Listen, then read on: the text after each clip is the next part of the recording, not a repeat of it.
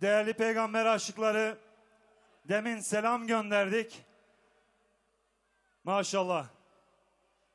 Evet, büyük bir coşku var. Eller kalksın havaya, ses verelim dünyaya. Eller havaya, ses verelim dünyaya. Aşkınla Muhammed yolundayız yolunda. La ilahe illallah. Resulullah, la ilahe illallah. Değerli peygamber aşıkları, aramızda çok değerli bir misafirimiz, konuğumuz var. Evet, günün anlam ve önemine binaen konuşmalarını yapmaları üzere Dünya Alimler Birliği Başkanı Sayın Profesör Doktor Ali Muhyiddin El-Karadai huzurlarınıza arz ediyorum. Bismillahirrahmanirrahim. Benavi Huday gevrev bexşindev mihraban. صلاوي خواتان لسربي ايبرا وخشكان خداي قورا اجرتان بدا توا لسر اويك تحملي قرماو سرماءكن لبر خاطري حضرتي محمد المصطفى صلى الله عليه وسلم براني خوشويستان خشكاني بريزان ببورن بزباني عربي قسأكم دوائي ترجمة بؤكن بو زباني كرديان تركي أما وبيلم بسم الله الرحمن الرحيم إن عظمة الحبيب المصطفى صلى الله عليه وسلم تكمن في عدة أمور لم تتحقق في أي شخصية من الشخصيات الدينية أو التاريخية على مر الزمن. Sevgili kardeşlerim, şu sıcağa rağmen buraları doldurdunuz. Allahu Teala hepinizden razı olsun. İlk konuşmamın girişini Kürtçe olarak sizleri selamladım. İnşallah Arapça ile devam edeceğim. Kardeşlerim, Peygamber Aleyhisselatu Vesselam'ın azametini, yüceliğini ve onun vasıflarını hiçbir insanda bulamıyor, göremiyoruz. Ne dini bir şahsiyette ne de siyasi bir şahsiyette onun yüceliğini, azametini ve sıfatlarını bulamıyoruz. لسرب على مدى التاريخ الشخصيات الكبيرة أو الأمم العظيمة إما أنها تكون شخصيات دينية محضة أو تكون شخصيات أخروية محضة أو تكون شخصيات دنيوية محضة وشخصيات مادية محضة.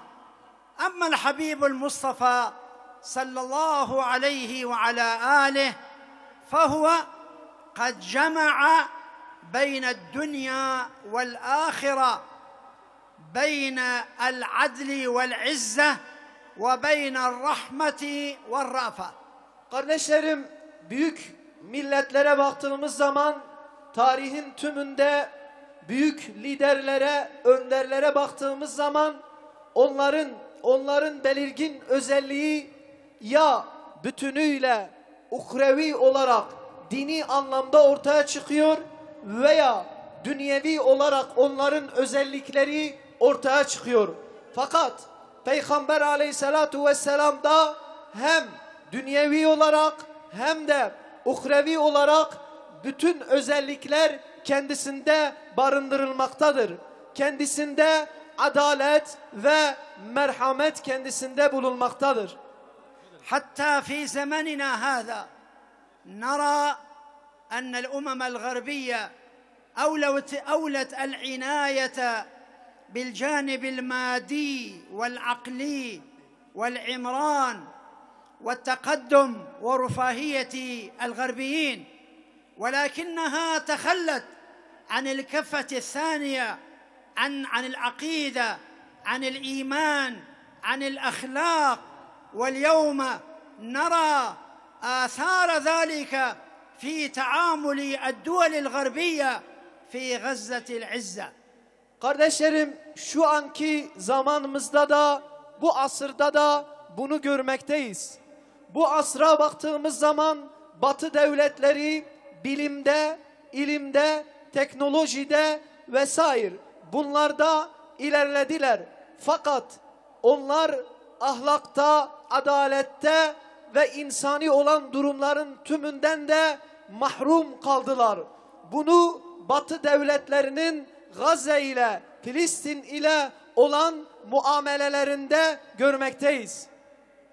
وكذلك في المقابل نجد أمما أخرى لا تولي العناية بالدنيا ولا تولي العناية بالعلم ولا بالحضارة ولا بالتقدم ولا بالإبداع.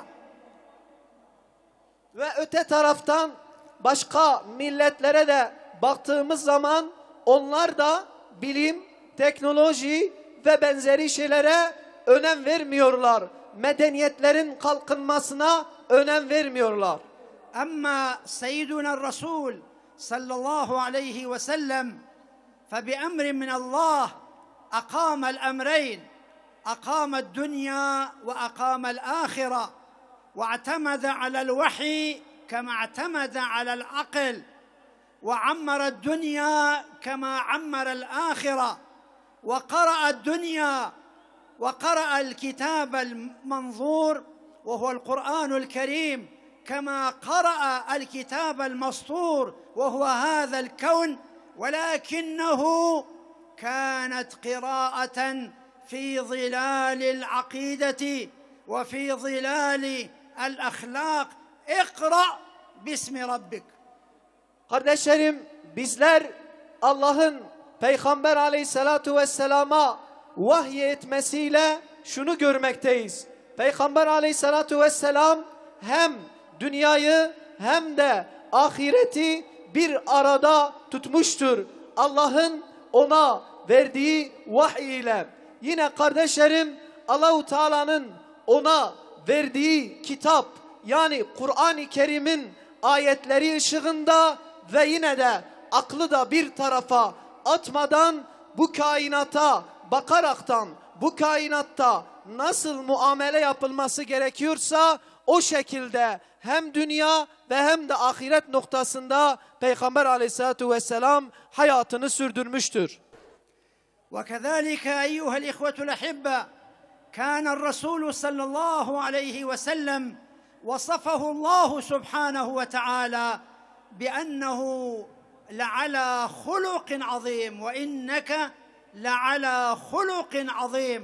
هذه الشهادة من الله تدل على أن الحبيب المصطفى صلى الله عليه وسلم تخلق بأخلاق الله سبحانه وتعالى وبالخلق العظيم في الحروب وفي السلم وفي السلام ومع المسلمين ومع غير المسلمين حتى مع الأعداء كما نذكر بعض الأمثلة. Kardeşlerim, Peygamber aleyhissalatu vesselam'ı Allah-u Teala en güzel bir ahlak ile vasıflamıştır. Hatta Kur'an-ı Kerim'de Rabbimiz şöyle buyurmaktadır.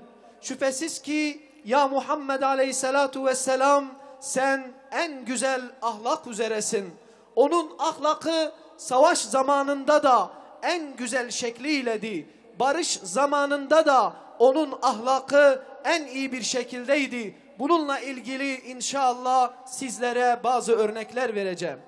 Kulluna ya'lem ماذا فعلت قريش بالرسول صلى الله عليه وسلم من الإيذاء ومن الإخراج ومن محاولة القتل بل وقتل بعض صحابته الكرام وبعض الصحابيات الكريمات. ومع ذلك 13 عاما في إيذاء الرسول صلى الله عليه وسلم، ثم بعد ذلك 8 سنوات في الحروب لاجتثاث الرسول صلى الله عليه وسلم، ولكن الرسول صلى الله عليه وسلم لأنه صاحب الخلق العظيم حينما فتح مكة قال: لم يأخذ بالانتقام، لم ينتقم منهم، لم يقتلهم، لم يذبحهم، لم يقم بعبادتهم رغم أنهم كانوا يستحقون، وإنما قال: اذهبوا فأنتم الطلقاء. أطلق سراحهم وأعطاهم الحرية الكاملة. Kardeşlerim, Peygamber Aleyhisselatu Vesselam'ın hayatında Kureyş ile yaşadığı anları görmekteyiz. Peygamber Aleyhisselatu Vesselam 13 yıllık Mekke döneminde kendisine eziyet ediliyor, kendisine işkence yapılıyor, sahabeleri şehit ediliyor, hatta sahabe bayanlar şehit edildiler ve kendisini Mekke'den çıkardılar ve Medine'de de 8 yıl boyunca Mekke müşrikleriyle Peygamber Aleyhisselatu Vesselam onlarla savaştı. Peygamber Aleyhisselatu Vesselam'ın sahabelerini şehit ettiler. Fakat sonunda Mekke'nin fethinde ise Peygamber Aleyhisselatu Vesselam Mekke'yi fethettikten sonra onlardan intikam almadı. Bilakis onlara şöyle dedi: gidiniz, hepiniz serbestsiniz, hürriyetinizi yaşayınız diye buyurdular.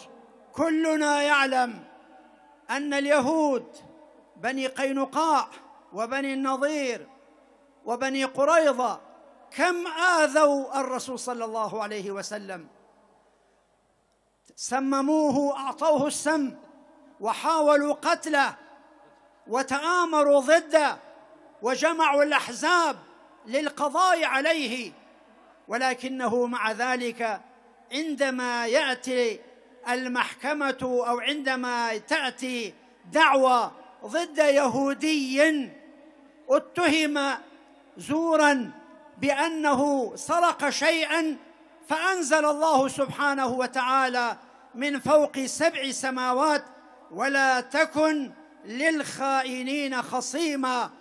أنصف الله سبحانه وتعالى وأنصف الرسول صلى الله عليه وسلم عند الحكم لهذا اليهودي الذي ينتسب إلى هؤلاء الذين آذوا رسول الله صلى الله عليه وسلم. Kardeşlerim, hepimiz biliyoruz, Medine'de Beni Nadir Yahudileri, Beni Kaynuka Yahudileri ve orada bulunan bütün Yahudiler Peygamber Aleyhisselatu Vesselam'ı öldürme suikastleri yapmaya çalıştılar. Onun yemeğine zehir bıraktılar, onunla savaştılar, düşman ordularıyla birleşip Peygamber Aleyhisselatu Vesselam'ı yok etmeye çalıştılar. Fakat bunların tümüne rağmen hırsızlık ile itham edilen bir Yahudi için Allahu Teala gökten ayetler nazil etti. في إحدى الغزوات وفي إحدى الحروب رأى النبي صلى الله عليه وسلم امرأة مقتولة، فقال الحبيب المصطفى صلى الله عليه وسلم: ما هذه تقاتل حتى تقتل، إني بريء ممن فعل هذا. Bir savaşta Peygamber Aleyhisselatu Vesselam bir kadının öldürüldüğünü görünce şöyle dedi: bu bayan savaşmıyordu ki onu öldürdünüz. Şüphesiz ki bu işi yapandan ben beriyim diye buyurdu. أذكروا إخوة الأحبة هذه الأمثلة من سيرة الحبيب المصطفى صلى الله عليه وسلم، وهي غيض من فيض، لنقارن بين ما فعله الرسول صلى الله عليه وسلم والإسلام العظيم وبين ما تفعله الصهاينة المجرمون وأمريكا ومن معها، كيف دمروا وقتلوا وذبحوا وانتقموا في عبادة جماعية لم تهتز لها قلوب هؤلاء المجرمين لا من الصهاينة ولا من المسؤولين الأمريكيين أو البريطانيين. Kardeşlerim, Peygamber Aleyhisselatu Vesselam'ın hayatından sizlere bu misalleri şunun için verdim. Sizlerin bugün Amerika'nın, İsrail'in, Siyonistlerin Gazze'de Müslüman kardeşlerimizi öldürmeleri, onları acımamaları ve Peygamber Aleyhisselatu Vesselam'ın Mekke'de, Medine'de gayrimüslimlere gösterdiği o güzel şeylerle karşılaştırmanız için bu örnekleri sizlere verdim. كانوا قبل غزة قبل طوفان الأقصى كان هؤلاء الغربيون يتشدقون علينا ويتكلمون عن حقوق المرأة وحقوق الإنسان وحقوق الأطفال وحقوق المستشفيات وحقوق الصحفيين وإلى آخرها. اليوم في غزة كل هذه المبادئ دمرت، لا أقول انتهكت. كل هذه القوانين قامت اليهود بالدوس عليها بالأقدام ولم تتحرك قلوب هؤلاء الساسة من الأمريكان والغربيين مع الأسف الشديد. Aksa tufanına kadar Batılılar, Amerika ve Batılılar kadın haklarından bahsediyor idiler. Hasta haklarından, hastanelerin korunmasından, çocuk haklarından vesaire insan haklarından bahsediyordular. Fakat kendileri de kurdukları bu kanunları hepsini Gazze'de, Filistin'de ayaklar altına aldılar. إخوتي الكرام وأخواتي الكريمات، نحن حينما نتحدث عن هذه القضايا نريد أن نثبت للعالم بأن ما يسمى بنظام الأمن والأمان والسلم والسلام اللذين قامت عليه أو عليهما الأمم المتحدة انتهى هذا النظام مع الأسف الشديد. فاليوم أحوج ما نكون إلى نظام عالمي جديد، ولا أعتقد ولا يعتقده عاقل أن هناك نظاما عادلا ثابتا لا يتغير بتغير الأشخاص سوى الإسلام، سوى مبادئ الإسلام. Kardeşlerim, Avrupalıların kendi aralarında kurdukları düzen ve nizam şu an görmekteyiz ki kayıptadırlar onlar. Bu nedenle insanlık şu an İslam nizamına, İslam'ın adaletine ihtiyaç duymaktadır. نحن اليوم أيها الإخوة الكرام وبخاصة أنا أحدثكم وأوجه الكلام إلى شعبنا أحفاد صلاح الدين، الشعب الكردي أحفاد صلاح الدين، هذا الرجل البطل الذي حرر القدس ووحد الأمة وأقام الدولة الأيوبية في معظم بلاد العالم العربي والإسلامي. ما أحوج الشعب الكردي إلى أن يقتدي بقائده سيدنا صلاح الدين ثم بقدوته الحبيب المصطفى صلى الله عليه وسلم. Bugün sizlere kardeşlerim Salahaddin el-Eyyubi'den de bahsedeceğim. Sizler Salahaddin el-Eyyubi'nin torunlarısınız.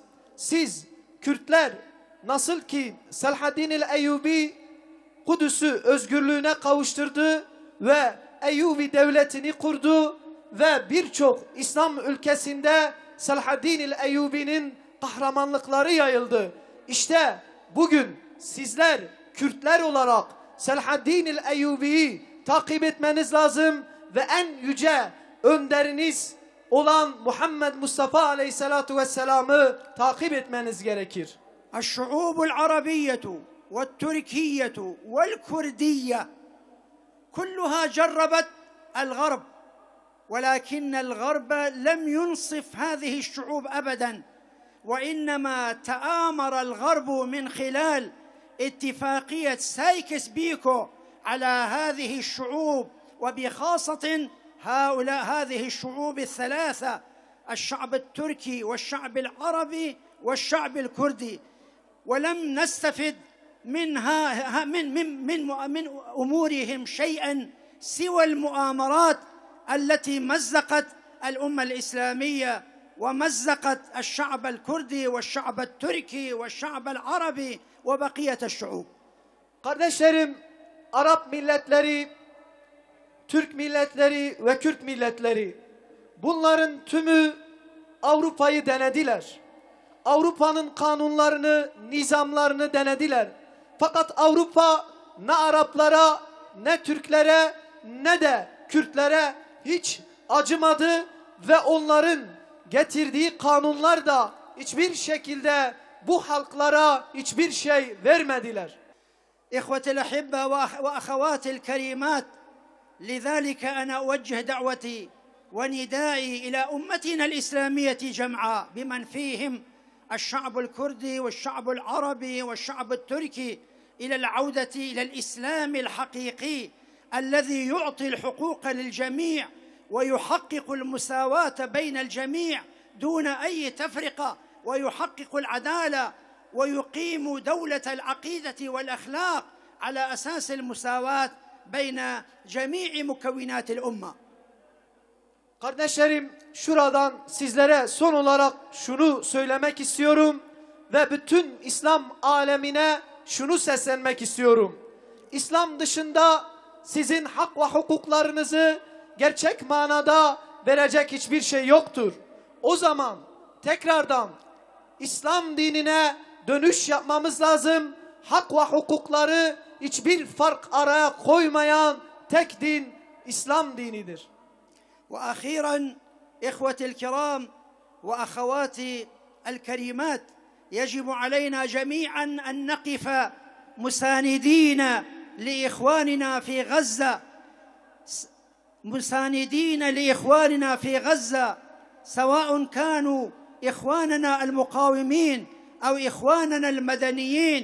يجب علينا شرعا وعقلا وطبعا وفطرة مساندتهم كل في موقعه. فبارك الله فيكم.